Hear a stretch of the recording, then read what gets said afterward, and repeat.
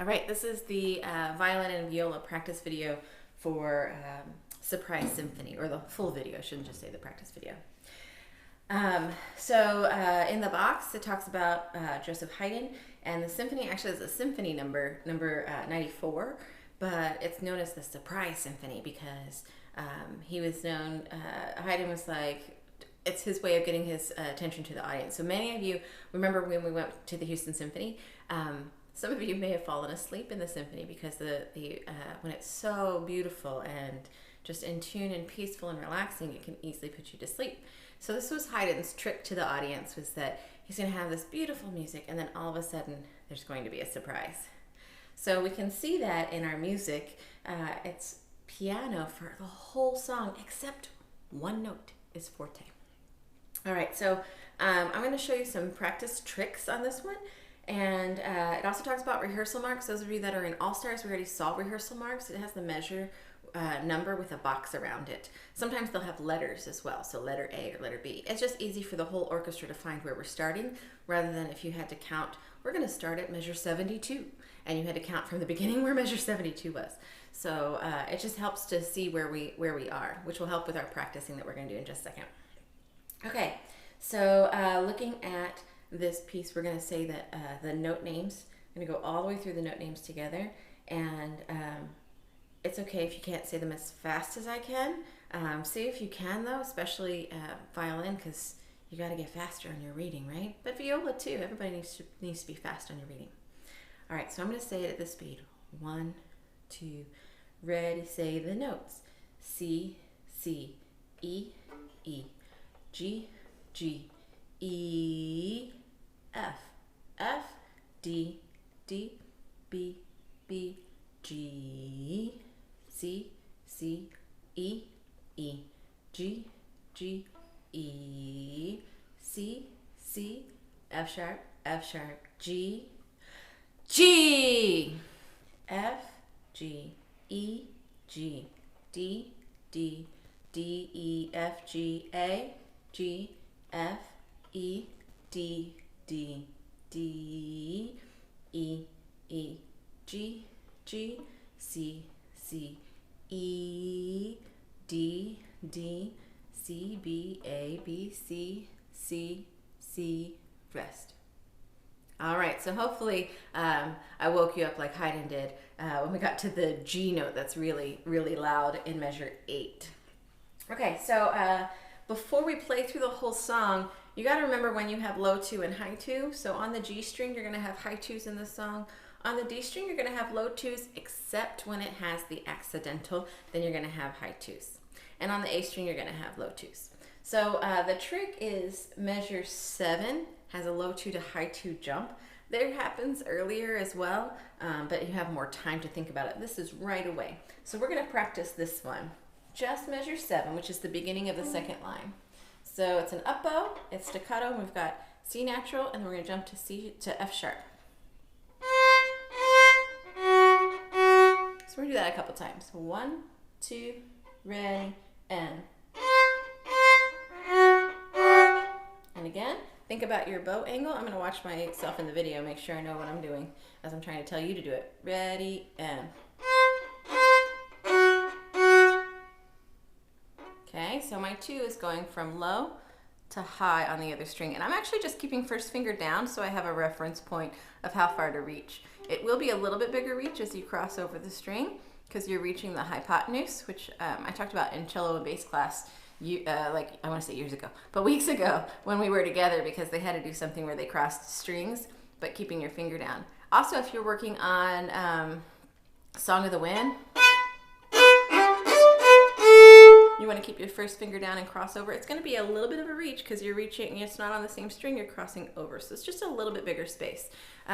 So for those of you math nerds like me, it's reaching the hypotenuse. So if you had a right triangle and you're reaching across the string, you're reaching a little bit bigger space than just the side, right? Okay, that's really hard to hold with my things. I should try something different next time. I need a whiteboard in here so I can draw. That's what I need.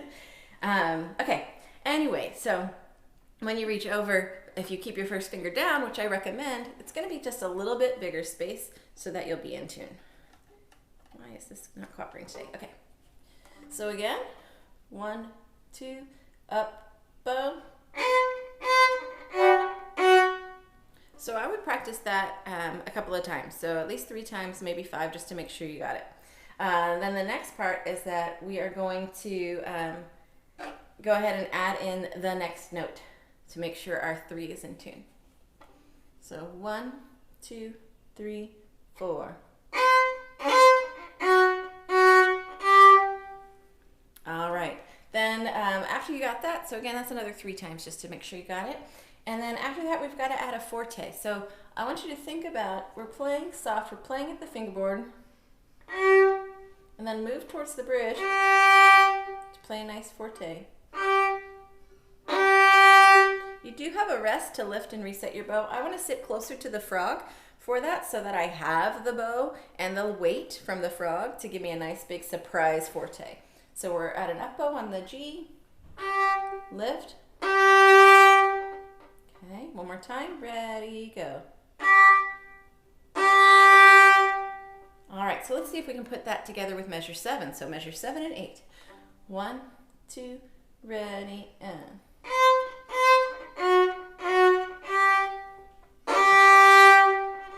All right, so I want you to go ahead and practice that 3 to 5 times just to make sure you're thinking about your bow. And then when you're ready, press play and we'll go on to the next step.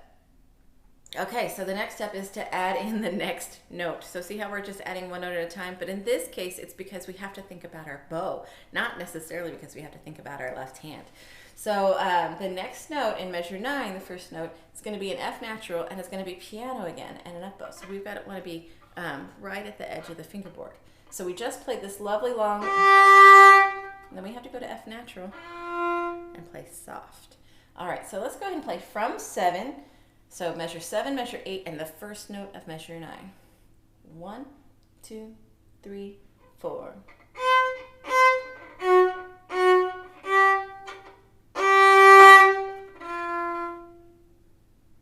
All right, let's do that again. For me. Ready, set, and go.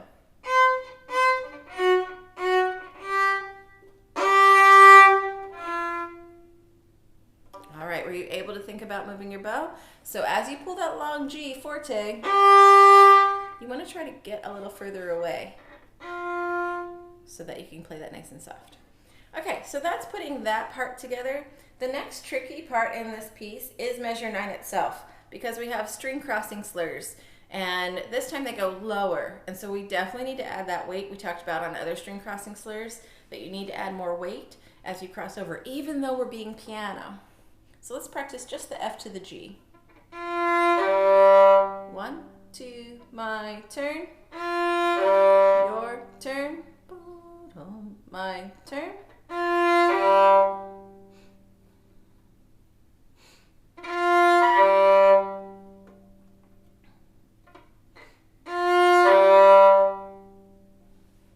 All right, so practice that a couple more times if it's still not coming out clear. My G sometimes didn't come out clear because I forgot to add weight. I do it naturally on the cello, and I forget to do it on, this is a viola today, but I forget to do it on violin and viola. I think about it, and then I forget to actually physically change the weight that I'm doing. So make sure you're thinking about it and doing it. Better than Miss Nelson this morning. All right, and then we have E to G. So we did the F to G. So we're probably in the middle of the bow. I don't want you to use the entire bow. You can see where I am here. I don't want you to use the entire bow because we're still piano, right? All right, so probably about maybe the balance point, maybe the middle, somewhere around there, and then pull the other one. So it's an E to G.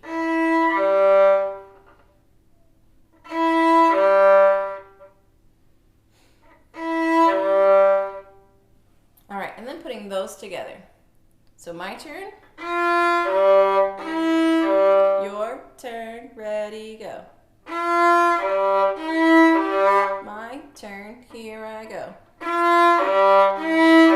Your turn, ready, go. All right, so I'll do it one more time for you. Starting up bow.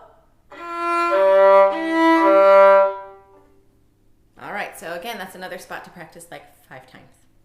Okay, lastly is to put all of that together. So measure 7, measure 8, and measure 9 all together. All right, we start up bow and we're soft. 1, 2, 3, 4.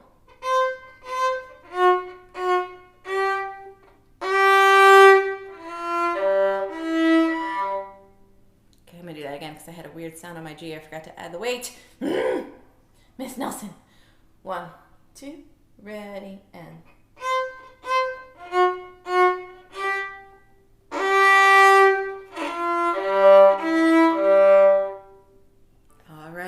Was that a little bit better for me? I know, but was that better for you?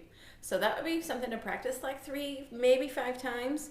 Remember, nobody's at home with you going through this video, so they don't know that I said practice 1,032 times. So that 1,033 is actually the one that you play it well on? I don't know. But seriously, it may not happen in 17 times.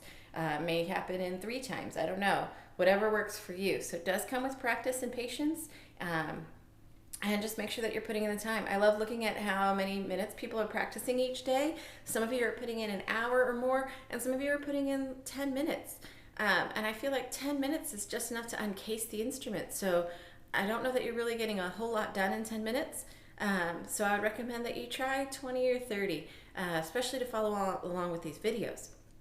Okay, so also this is for day 2. I had said at the end of the last video with the cello that this would be on also day 1, but I decided to move it to day 2 because it's so long. All right, so we're going to play Surprise Symphony all the way through. Remember, you have access to SI Online, and you can play it at whatever tempos they have. This is my tempo. All the way through, remember, low 2s and high 2s and all the things. And this is viola. 1, 2, 3, 4.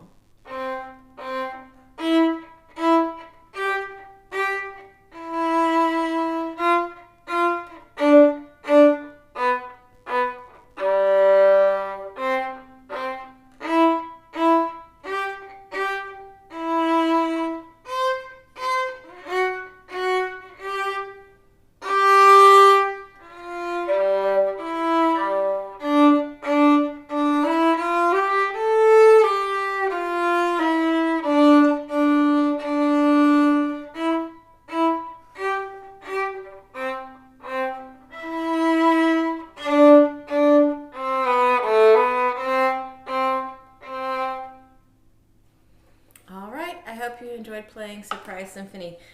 It's like a real piece, and so it's a little trickier. There's a lot more going on, and we practiced through a lot, but there's still a lot more that I didn't cover. So make sure that you're practicing the spots that are giving you tricks so that you can play it from start to finish and sound amazing. All right, I miss you guys. I'll see you next time in the video.